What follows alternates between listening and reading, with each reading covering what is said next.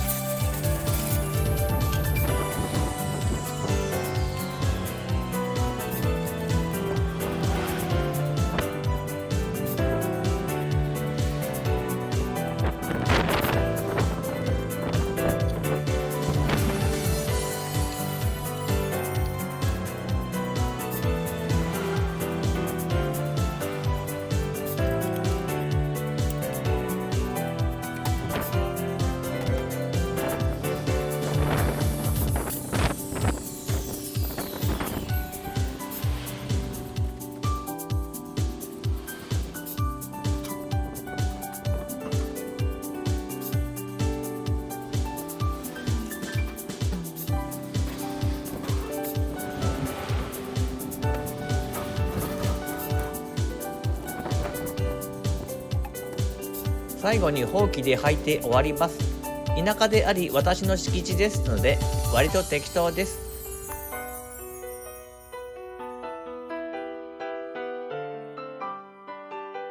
ここは田舎であり私の敷地ですので割と適当です。ご視聴ありがとうございました。